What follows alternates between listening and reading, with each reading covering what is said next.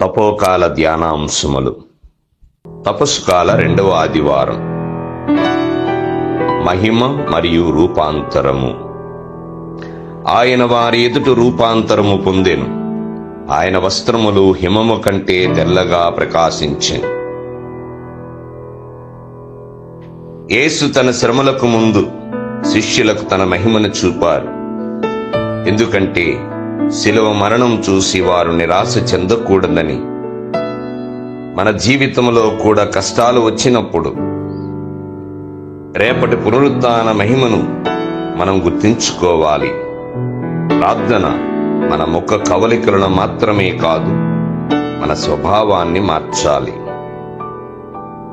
తేజోమయుడవైన ఓ దేవా, తాబోరు కొండపై మీరు చూపిన మీ దైవత్వ మహిమకై వందనాలు. ప్రభువా, మా అనుదిన జీవితంలోని చీకటి మార్గాలలో మేము ప్రయాణిస్తున్నప్పుడు నీ రూపాంతర వెలుగు మాకు నిరీక్షణను ఇచ్చునుగాక. మేము ప్రార్థనలో గడిపే ప్రతి నిమిషము మా అంతరంగము క్రీస్తు రూపంలోకి మార్చబడాలి. లోకపు చింతలతో మలినమైపోయిన మా హృదయాలను మీ ప్రసన్నతతో నూతనపరచండి. శ్రమలు లేనిదే మహిమ లేదని, సిలువ లేనిదేదే కిరీటం లేదని మేము గ్రహించినట్లు చేయండి. పేతురు వలె మేము కూడా మీ సన్నిధిలో నిరంతరం నిలిచి ఉండాలని ఆశపడుతున్నాము. మా గృహాలను మీ మహిమతో నింపండి. ఆమేన్.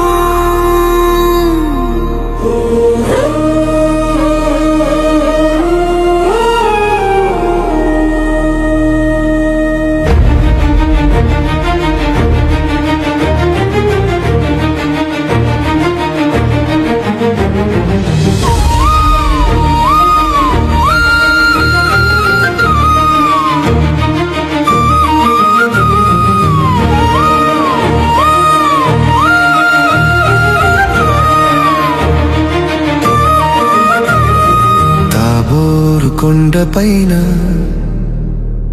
క్రీస్తు రూపాంతరం, కన్నుల పండుగగా క్రీస్తు మహిమాన్వితం.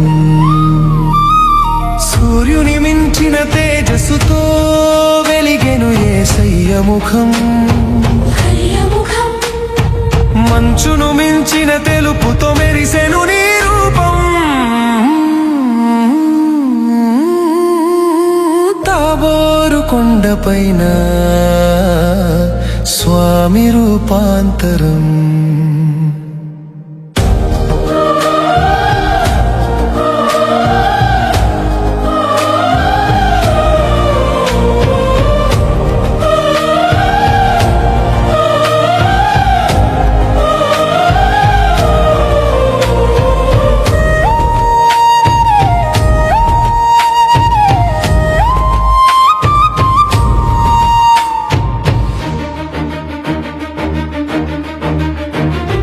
మోషే ఏలీయాలు సాక్ష్యము పలుకగా, మేఘము చాటు నుండి తండ్రి స్వరము వినబడగా. మోషే ఏలీయాలు సాక్ష్యము పలుకగా, మేఘము చాటు నుండి తండ్రి స్వరము వినబడగా. ఇతడే నా ప్రియ కుమారుడు, ఇతని మాట వినమన్నాడు. శిష్యుల మదిలోన ఆనందం నింపాడు. తాబోరు కొండపైన స్వామి రూపాంతరం, కన్నుల పండుగగా క్రీస్తు మహిమాన్వితం.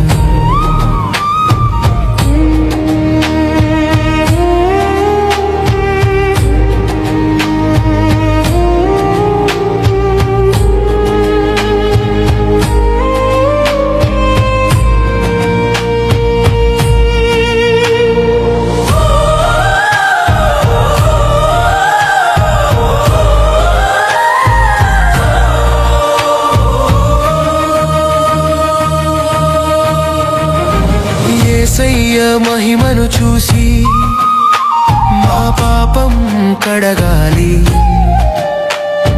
మాలోని చీకటి తొలగి నీ వెలుగు నిండాలి యేసయ్య మహిమను చూసి మా పాపం కడగాలి మాలోని చీకటి తొలగి నీ వెలుగు నిండాలి ఆత్మీయ రూపాంతరము మాలోన జరగాలి నీ దివ్య తేజస్సులో మేమెప్పుడు నిలవాలి నీ మహిమా మాకు వెలుగు నీ రూపాంతరమే మాకు నిరీక్షణ